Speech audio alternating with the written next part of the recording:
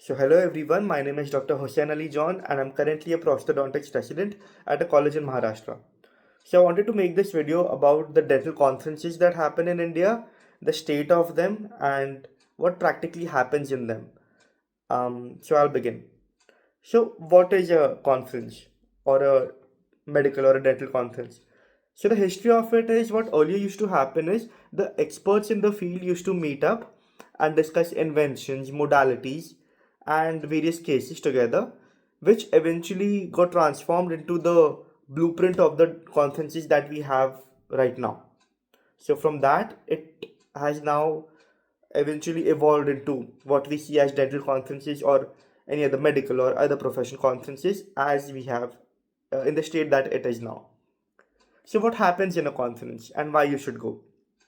So the main thing that happens for the students is the scientific program that occurs. Now the scientific program is like the name suggests, you get to present cases or your research stuff uh, in the form of a poster, paper, a table clinic, or a video presentation. So that can be a great way to develop the scientific acumen, your public speaking skills, and it's just a fun activity too, I believe.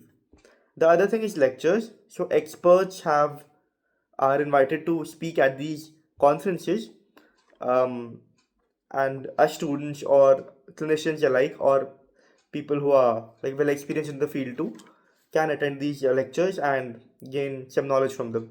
Because as we know, dentistry or medical or whatever the profession is, it's ever evolving. So the lectures can be paid or they can be free. If there is a free lecture, obviously you can go in. You'll have to register prior, but you'll be allowed entry to it. Now for the paid lectures, now these paid lectures are usually followed by hands-on course. So as the name suggests you have to pay for them, and in the hands-on course, what there is you'll be able to perform a certain clinical thing on a model or actual patients. Usually, you'll be performing on a model because the logistics of actually getting the patient there is can be quite cumbersome.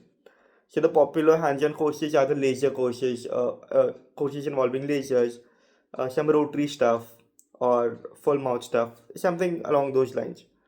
So you can, and the details about these lectures, paid or free, is intimated to the participants earlier. So you can decide what lectures are worth your time and money.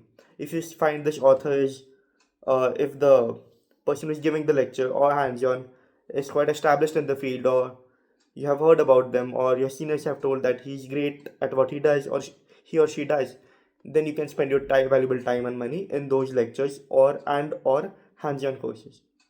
So the next thing is the trade layout. So what is a trade layout? A trade layout is basically there'll be an area where there will be a lot of pop-up shops. Now these brands have actually paid the conference people to have their pop-up shops in that particular area.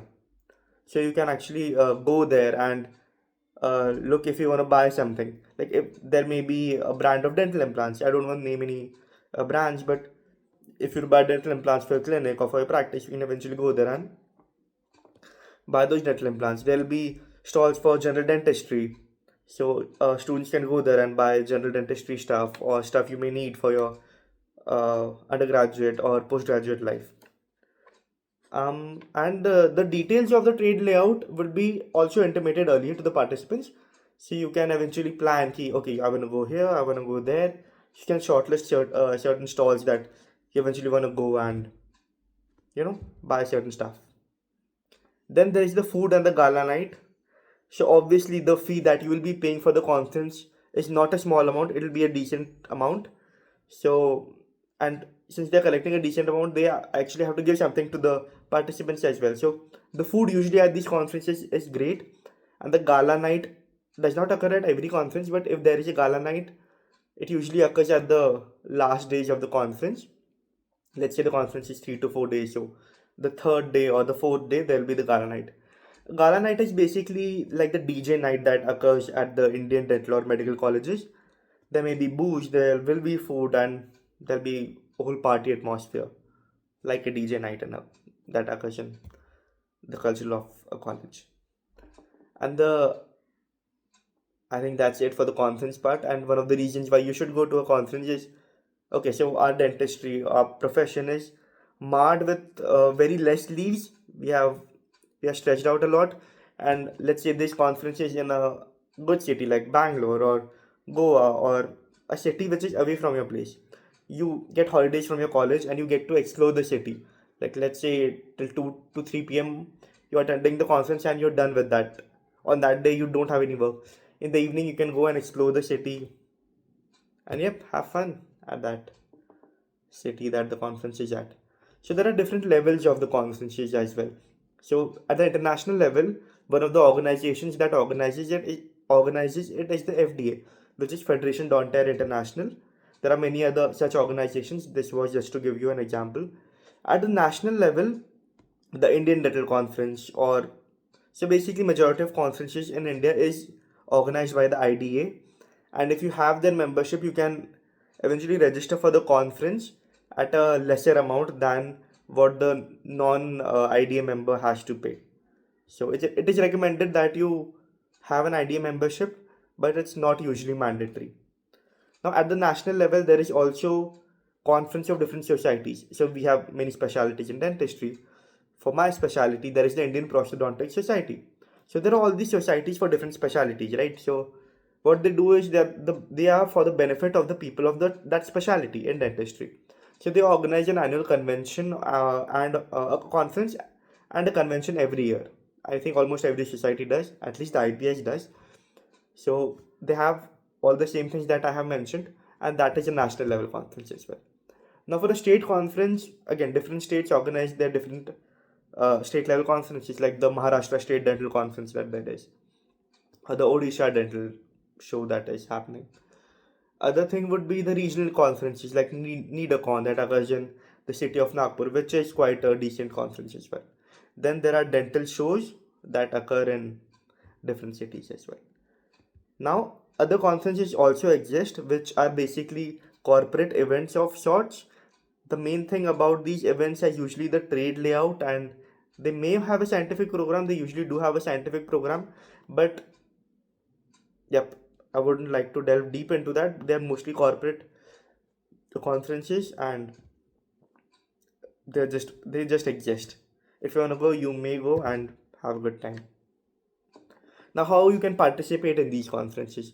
So now everything is online. You have to go to the website and fill in your details, pay the amount, register, and you will get a mail or a WhatsApp or a normal message, and you're done. So if there is the website is not yet updated, they may update. Let's say the conference is on 1st of January and they haven't updated the conference uh, uh, till now. Let's say it's December 15th and they haven't updated the conference, the details about the registration. So at they must have released a poster or a brochure about the conference. So on in that brochure or in that poster, they must have the WhatsApp or the calling number of the person who is in charge of the registration committee. So you can call or message that person and eventually ask for details of how the whole process is going to be. So that's how you can eventually get details about how to register for a particular conference. Mostly it's online and on their particular website. Now, what is practically happening in the conference? Like, let's say there is a 4 day conference. What's happening from day 1 to day 4? On the first day, let's say you go to the registration counter. You tell this is my ID, or if you have been sent an ID card, you show them your ID card or your particular number. They will give you the actual physical ID card. They may give you some goodies. They may give you a file of sorts with some commercial stuff. They may give you a pen. Basically, they'll give you goodies and your ID card. Now you're free to do whatever you want to. If you're participating in a scientific program, you'll be intimated earlier that this is your time, and on this day, at a particular time, you need to be at a certain hall to present your paper, poster, whatever there is. So you need to be at that time. You can either do that, or you can go to the trade layout, or you have the schedule of the lectures. You can go there. So you have free reign to go here or there after you registered, but you will need your ID card for it for most of the stuff. Yes, for the scientific program, you'll be intimated earlier. So for scientific stuff, on the website, it may happen that you may have to upload your abstract a bit earlier or your presentation a bit earlier than when the conference is happening. I think I'll make a separate video of how to present your paper and poster and details about the scientific program. Till then, I'll explain the other stuff. Now, when it comes to the other thing, the trade layout. So, a tip that I have for you guys is, okay, there's a catch 22. Let's say you have to buy, you have made a list. Yeah, I want to buy 5 to 6 things, and you go to the shop on the first day. So the bargaining power of you would not be great on that first day, because the people know that they still have 4 days to sell the stuff. On the other hand, if you go on the fourth day, you'll have more bargaining power. And also, if you're going in bulk, a lot of your batchmates are going and you're buying a lot of stuff, you'll have a bit more leverage in actually buying the stuff cheaper. But like I said, it's a catch 22. If you're buying on the first day, you will get a lot of variety of stuff. But if you're buying on the last day, even though you'll have more bargaining power, the stuff may not be of that variety, or the things that you want to buy may be sold out by then.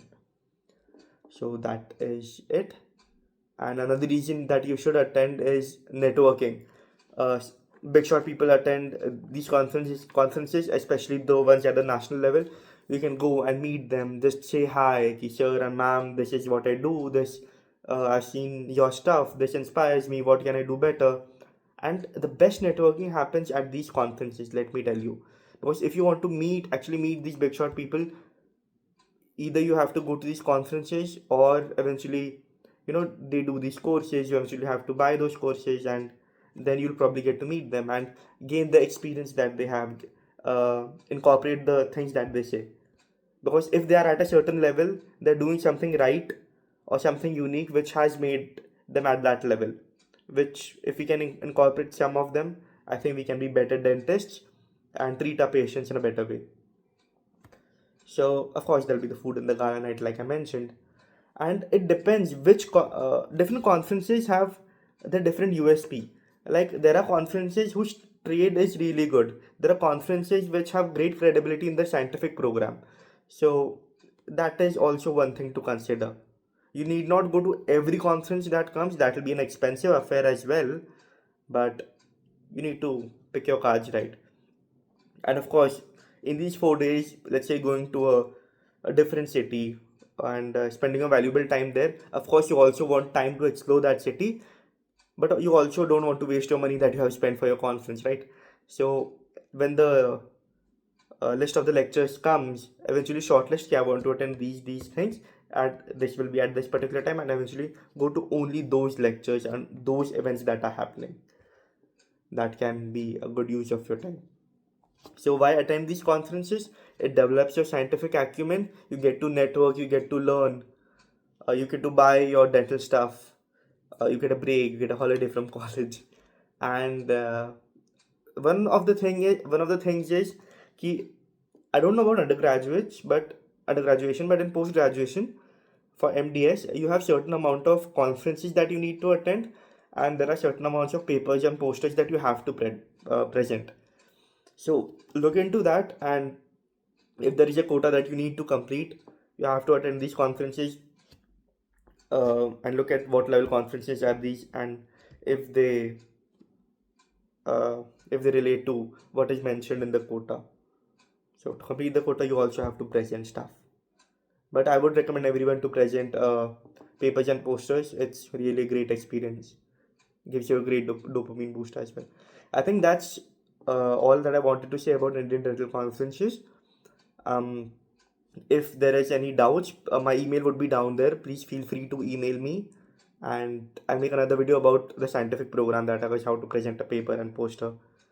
And this was my take on the dental conferences in India. Thank you.